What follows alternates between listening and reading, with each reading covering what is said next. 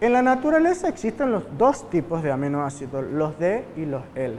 Sin embargo, los aminoácidos que forman las proteínas, no solo las humanas, sino de la mayoría de los seres vivos, son un solo tipo de isómeros ópticos y son los L-aminoácidos. Todas las proteínas del cuerpo humano solo están formadas por los L-aminoácidos. ¿Qué pasaría si nosotros comemos D-aminoácidos? ¿Ah? No va a formar nada, lo vas a eliminar tal cual porque no podemos metabolizar D-aminoácidos.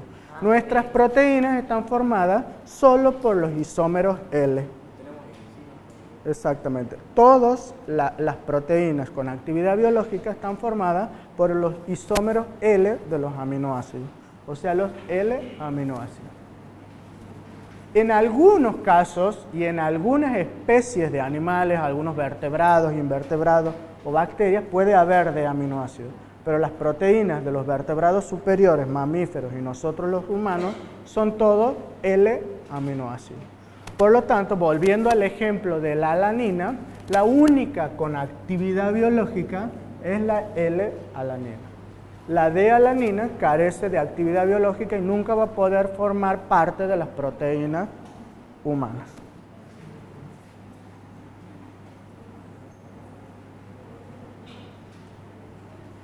¿Cómo se clasifican los aminoácidos?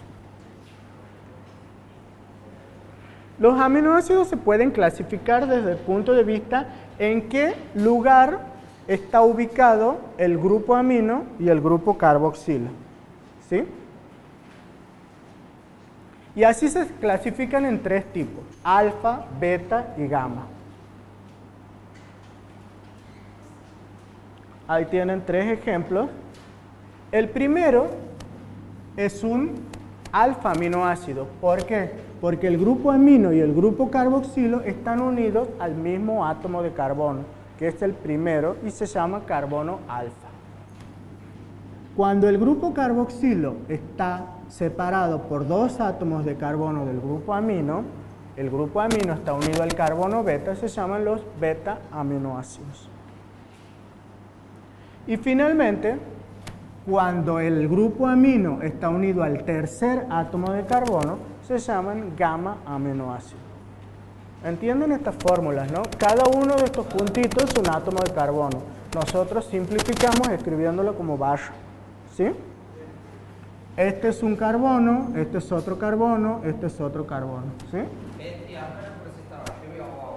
¿Cómo? No. El primer carbono al que está unido el grupo carboxilo se llama carbono alfa. O sea, donde está unido el grupo carboxilo siempre se llama carbono alfa. Y a partir de ahí se empiezan a nombrar los siguientes carbonos. Si hay otro carbono se llama carbono beta y si hay otro carbono se llama carbono gamma. Ahora bien, después que hemos visto dónde está unido el carboxilo, vemos dónde está unido el grupo amino. Si el grupo amino está unido también al carbono alfa, se llaman alfa aminoácidos. O sea, lo que define que un aminoácido sea alfa, beta o gamma es dónde está unido el grupo amino. ¿Sí? Si el grupo amino está unido al carbono beta, se llaman beta aminoácidos. Y si el grupo amino está unido al carbono gamma, se llaman gamma aminoácidos. ¿Están separados por más de 3? ¿Cómo? ¿Están separados por más de 3? Claro, porque el carbono gamma es el tercer carbono contando desde el carbono alfa. Si hay un cuarto serán los delta aminoácidos y así, etcétera. ¿Me entiendes? Pero los más comunes son esos tres, ¿sí? Alfa, beta y gamma. Ahora bien, ¿cuántos aminoácidos hay en la naturaleza? ¿Ustedes se han preguntado alguna vez? No, en la naturaleza en total, no solo en los humanos. Hay un montón. Hay casi, se conocen más de 700 aminoácidos naturales distintos. O sea que ustedes al final de la materia van a tener que estudiar de memoria una tabla de 700 compuestos con nombres. No, mentira. En la naturaleza hay 700 aminoácidos naturales distintos que forman parte de las bacterias, de las plantas, de los organismos inferiores, inclusive de nosotros. Pero de esos 700 aminoácidos, solamente 20 forman parte de las proteínas humanas. Así que se les va a hacer más fácil. Si esos 20 los tenemos que saber muy bien. Por lo tanto, solo las proteínas humanas están formadas por 20 aminoácidos. Pero cualquiera de esos tres, no. Solamente por 20 alfa aminoácidos. Las proteínas humanas no tienen ni beta, ni gamma, ni delta aminoácidos. Solo tienen alfa aminoácidos. ¿Sí? O sea, del primer tipo. Donde el grupo carboxilo y el grupo amino están ambos unidos al mismo átomo de carbono alfa. A la excepción de uno solito, de esos 20, uno solo, que es la prolina. La prolina es un aminoácido que forma parte de las proteínas, donde en vez de ser una molécula lineal, es lo que nosotros en química orgánica llamamos un ciclo o un heterociclo. ¿Sí? ¿Ven? Donde la molécula, en vez de ser lineal, se ha ciclado y ha formado un ciclo de 5 átomos. ¿Sí? Es la única excepción en los 20 alfa aminoácidos. Y aquí están todos los aminoácidos, los 20 que tenemos que conocer en esta materia. ¿Sí? ¿Ninguno más se cicla? ¿Ah? ¿Ninguno más se cicla? ¿Ninguno qué? Ninguno de esos se cicla, solamente uno. No, todos esos. Todos se ciclan. Claro. No, uno solo, la prolina. Uno solo es la excepción de esos 20 alfa aminoácidos, que es la prolina.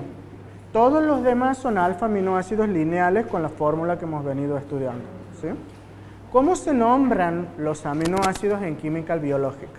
Nosotros los conocemos con un nombre vulgar, como por ejemplo la alanina, la leucina, la fenilalanina, serina, treonina. Además de ese nombre vulgar, hay una nomenclatura que también es muy usada y la vamos a usar a todo lo largo de la materia, que está formado por un símbolo de 3 letras. Generalmente son las 3 primeras letras del nombre del aminoácido. Por ejemplo, la valina es val, la leucina es leu, pero hay algunas excepciones como por ejemplo la lisina donde es una Y, ¿sí? O el triptofano donde es TRP, ¿sí? Pero eso con el tiempo de tanto verlo y usarlo nos vamos a ir acostumbrando a esa nomenclatura. ¿Cómo? No, porque nosotros lo vamos a llamar a los aminoácidos por el nombre vulgar. La nomenclatura internacional o la sistemática, la que dices vos, nombra los aminoácidos con una sola letra, que es la tercera columna. ¿Sí? Esa es la nomenclatura internacional que le ha asignado una letra del alfabeto a cada uno de los aminoácidos, que no necesariamente es la primera letra del nombre. Por ejemplo, la lisina es la letra K, no tiene nada que ver. Nosotros generalmente vamos a nombrar los aminoácidos con el nombre vulgar.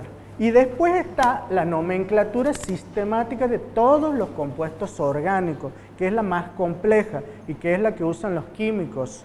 Nosotros no vamos a usar esa, donde ya se nombra el compuesto con cada grupo particular. Imagínense si usted en vez de decir lisina, tenemos que decir el ácido 2,6-diaminocaproico. Medio complejo, ¿no? Bueno, esa es la nomenclatura, pero más utilizada por los químicos. Nosotros, desde la parte de química biológica, vamos a utilizar llamándolos por los nombres vulgares. Sí tenemos que saber los 20 aminoácidos. ¿Sí? ¿Ah? No. No confundan esto, o sea, 20 aminoácidos no son esenciales. No son aminoácidos esenciales. Son los 20 aminoácidos que componen todas las proteínas humanas. Ya vamos a ver que son aminoácidos esenciales. Es otro concepto diferente. Bueno, sigamos con la clasificación. Tenemos la fórmula general de un aminoácido y hemos dicho que uno de los componentes hemos llamado cadena lateral, que era lo que diferenciaba un aminoácido entre sí. Esa cadena lateral es lo que hace que la lisina sea diferente de la alanina o diferente del triptofano. Esa cadena lateral puede tener distintas características que le van a dar las propiedades químicas al aminoácido, ¿sí? Puede ser una cadena no polar, es decir, que no tenga un grupo polar, puede tener un grupo polar, puede ser polar sin carga, puede tener un grupo ácido o puede tener un grupo básico. De acuerdo a qué tipo de grupo químico tenga la cadena lateral, se van a clasificar los aminoácidos en aminoácidos con cadenas laterales no polares. Ahí tenemos ese grupo, la alanina, la valine, la leucina, la isoleucina. Aminoácidos con cadenas polares sin carga, como por ejemplo la glicina, la serina. Aminoácidos con cadena lateral ácida, como por ejemplo el ácido aspartico y el ácido glutámico. Y aminoácidos con cadena lateral básica, como por ejemplo la histidina, la lisina y la arginina. ¿Es importante saber esto? Sí, muy importante. Porque la cadena lateral de un aminoácido va a determinar la propiedad química de ese aminoácido y cómo va a formar una proteína determinada. Por ejemplo, hay proteínas que tienen muchos aminoácidos básicos, como por ejemplo muchos monómeros de histidina, y eso le da cierta característica a la proteína que hace que funcione de determinada función biológica, ¿sí? Entonces, desde el punto de vista de la cadena lateral hay 5 tipos distintos de aminoácidos. No polares, polares, polares sin carga, ácidos y básicos. Y ahí tenemos un cuadrito más sencillo para poder estudiar, donde lo hemos agrupado en las 5 categorías distintas, ¿sí? Y aquí, más fácil todavía para estudiar. Porque aquí los podemos diferenciar.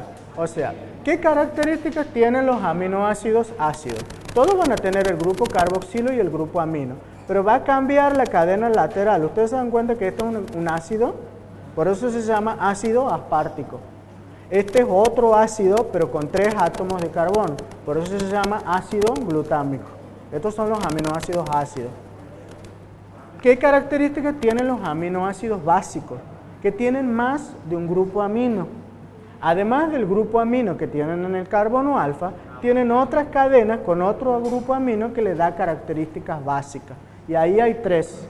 En esa categoría está la lisina, que tiene esta cadena lateral con un grupo amino, la arginina, que tiene esta con 2 grupos amino, y la histidina, que tiene este compuesto heterocíclico con 2 átomos de nitrógeno. Se tienen que saber las fórmulas, por supuesto, al detalle. No, mentira tampoco. No es importante saber las fórmulas de todos los aminoácidos, pero sí es importante saber diferenciar un aminoácido entre sí. Saber qué característica tiene, por ejemplo, este aminoácido que lo hace distinto de este aminoácido, ¿sí? Saber, por ejemplo, que el ácido aspartico es un aminoácido ácido, saber que la lisina es básica, eso sí es importante. No saber hacer eso, digamos. ¿Ah? No escribir la fórmula, no. Ni yo me acuerdo cómo es la fórmula si no la veo. Pero sí sé qué características tiene la cadena lateral que está unida al carbono alfa. Claro, eso por ejemplo, eso sí puedo preguntar. Puedo poner esta fórmula y ustedes tienen que saber identificar qué tipo de aminoácidos es. ¿Sí? Hagan silencio. Vamos a la categoría verde. La categoría verde es el otro grupo de aminoácidos.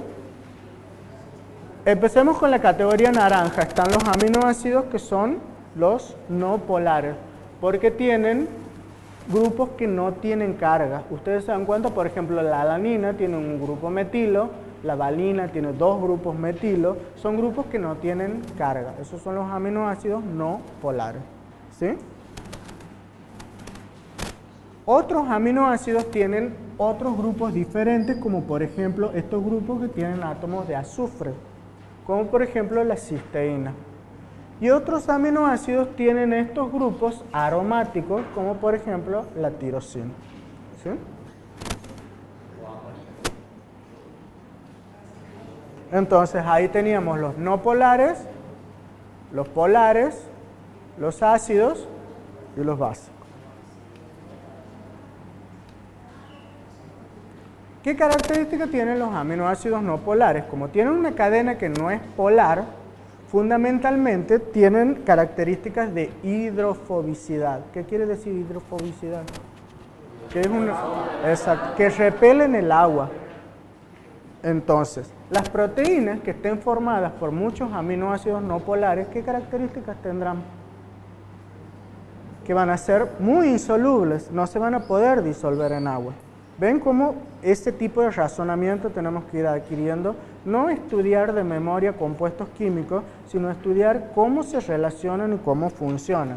Las proteínas que tengan muchos aminoácidos no polares no van a tener carga, van a ser proteínas difíciles de disolverse y que van a repeler el agua. ¿Qué aminoácidos son sin carga? Por ejemplo, la glicina. ¿Sí? Al no tener carga, las proteínas que tienen esos aminoácidos, ¿qué es lo que hacen? Si los tuvieran hacia afuera, no se podrían disolver nunca. Y las proteínas nuestras están en solución y circulan en solución en un medio acuoso. Entonces, ¿qué hace la proteína? Oculta esos aminoácidos dentro de la molécula. Ya vamos a ver más adelante cuando estudiemos cómo es la estructura tridimensional de una proteína. Los aminoácidos no polares se ubican hacia adentro de la molécula y los polares hacia afuera. De modo que el agua nunca está en contacto con los aminoácidos no polares. ¿Sí? Y ahí tenemos de vuelta los ejemplos de los aminoácidos no polares, como la glicina, la alanina, la valina, la leucina. Otro grupo de aminoácidos que ya hemos mencionado, como la tirosina, son los aminoácidos aromáticos. Y ahí tenemos la fenilalanina, cuya función es formar parte de una proteína muy importante que es el colágeno, que se encuentra en qué tipo de tejido. ¿Ah? El cartílago. ¿Y en qué otro tipo de tejido? El tejido más abundante del cuerpo, ¿cuál es? ¿No? ¿Cuál es el tejido más abundante del cuerpo? El tejido conectivo. El colágeno es el principal componente del tejido conectivo. ¿Sí? Bueno. Otro aminoácido aromático es la tirosina. ¿Qué función tiene ese aminoácido en el cuerpo? Principalmente actúa como neurotransmisor. ¿Sí? El triptófano es el otro aminoácido aromático que interviene en el metabolismo de detoxificación de distintos metabolitos en el hígado.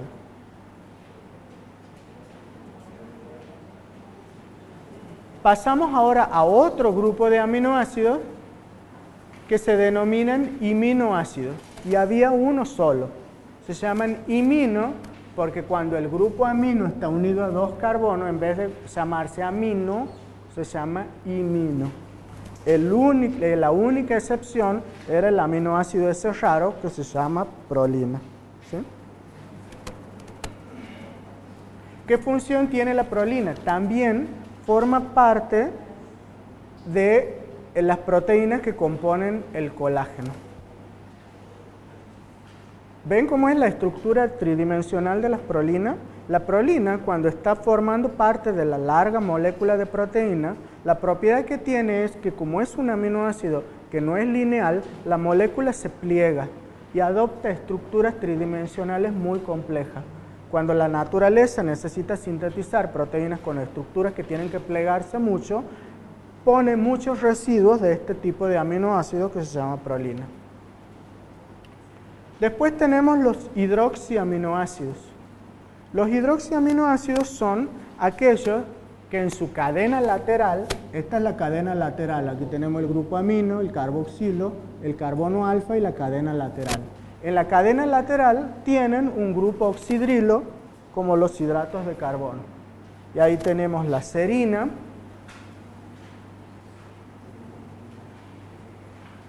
la treonina, ¿Qué funciones tiene la serina? Estos aminoácidos, sobre todo los hidroxiaminoácidos, intervienen en el crecimiento muscular y en el metabolismo de los ácidos grasos. La treonina también interviene en el metabolismo de detoxificación del hígado. Y ahora pasamos a otro tipo de aminoácidos que eran los que tenían un grupo azufre. Los que tienen en la cadena lateral un átomo de azufre se llaman tioaminoácidos. Ustedes saben que al azufre se le dice tío, ¿verdad? ¿Sí? ¿Sabían? ¿O no? Bueno, todos los compuestos que tienen azufre se llaman tiocompuestos. En el caso de los aminoácidos se llaman tioaminoácidos. Y ahí tenemos la cisteína, donde su cadena lateral es esta, con un grupo que tiene un átomo de azufre unido a un hidrógeno que se llama grupo sulfidrilo. Ah, sí, parecía fácil la materia, ¿no? Pero no lo era tanto. El segundo grupo de tioaminoácido es la metionina. Ven que tiene el mismo átomo de azufre, pero la diferencia de que ya no está como un grupo sulfidrilo, sino que está unido a dos átomos de carbono. Este aminoácido es la metionina. ¿Qué funciones tiene la cisteína? La cisteína y la metionina, ahí sí tienen funciones, como decías vos recién, de formar los tejidos de sostén, como por ejemplo la piel. Ustedes sabían que el cabello está formado principalmente por proteínas que tienen muchos de estos aminoácidos, cisteína y metionina. Y cuando el cabello es más enrulado, contiene más aminoácidos del tipo de los tioaminoácidos. ¿Por qué? ¿Qué propiedades tienen estos aminoácidos? Que al tener ese grupo sulfidrilo se pueden unir las moléculas de proteína enrollándose entre sí a través de esos grupos sulfidrilos. La metionina es el aminoácido limitante que determina el porcentaje de alimentos que va a utilizarse a nivel celular. Y así pasamos al otro grupo, que son los aminoácidos ácidos, que tienen grupos dicarboxílicos o grupos amida. Y ahí teníamos dos. El ácido aspartico, que es un aminoácido ácido porque tiene un grupo carboxilo aquí, y la asparagina, que es un aminoácido básico porque tiene dos grupos amino, el que le corresponde por ser aminoácido y después tiene en su cadena lateral otro grupo amino.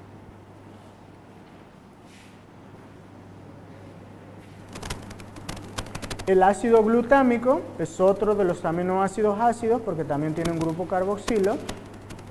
Y la glutamina es el otro aminoácido básico que tiene también en su cadena lateral otro grupo amino. ¿Qué funciones cumplen? Intervienen en el metabolismo de detoxificación, se combinan con otros aminoácidos para absorber toxinas de la sangre. Y la asparagina interviene mucho en los procesos metabólicos del sistema nervioso central. El ácido glutámico en el funcionamiento del sistema nervioso central y del sistema inmunológico.